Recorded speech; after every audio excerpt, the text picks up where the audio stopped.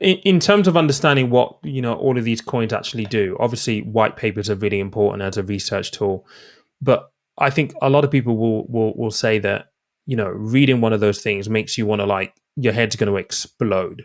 Are there any easier ways or better ways for people to get a very basic understanding of what a coin is actually designed to do, and how important actually is that purpose in terms of, if I was a complete newbie, is it something that is actually viable?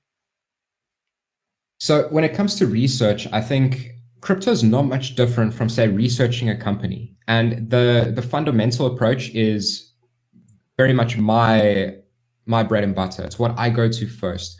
I want to understand exactly what I'm investing in. I want to understand the use case of that crypto. I want to understand the actual application of that crypto. I want to understand the team behind the crypto. Like, how big is the team? How reputable are they in the actual industry that they're in? What's the competition looking like? And really get an understanding of the fundamentals of the crypto. So whereas a crypto might not have, say, fundamentals in the sense that we're used to, like financial statements, it definitely does in terms of the project and the people behind that project and what they're looking to achieve and their track record and so forth. So that's where I'd sort of recommend people start, is not only just reading the white paper, but also understanding everything that contributes to this vision that the white paper does have. Sources to do this, I would definitely recommend the actual websites themselves. They all publish their white papers on their websites. I'd recommend researching through multiple different sources. Personally, I don't like reading too much. I more prefer consuming in the sense of video or audio.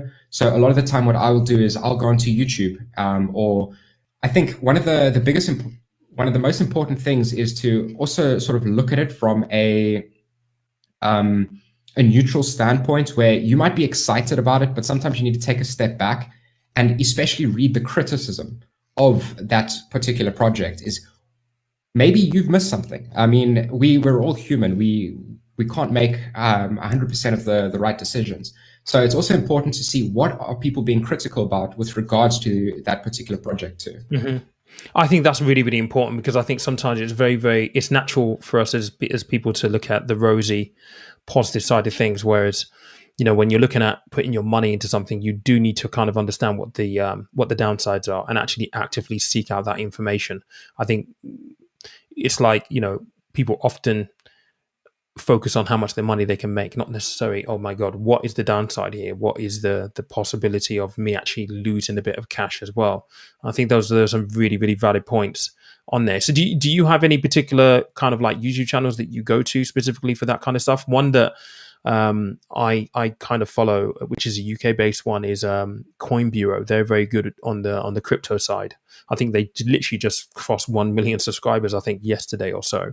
But do you have any other sources that you go to on YouTube? So YouTube, I sort of just do it by case basis. There's not many people I follow in particular. I'd say one of my main sources, especially of like crypto news and exciting projects and just good journalism in general, is CoinDesk's podcast on Spotify. Okay. I listen to this daily, every single day. Like, it's the first thing I do in the morning. I'll wake up, I'll go on Twitter. There's a whole bunch of people I follow there who are normally very quick in terms of that. A YouTuber that might be good for people to look at is the Wolf of All Streets. He's generally very good in terms of his content. He does chart analysis. He does sort of current news and so forth as well. And while he might have a bias towards crypto, he isn't afraid to sort of take that other stance and criticize it too. Mm-hmm. But for me, one of the best sources is definitely Twitter, and then Spotify in terms of crypto podcasts. Fantastic.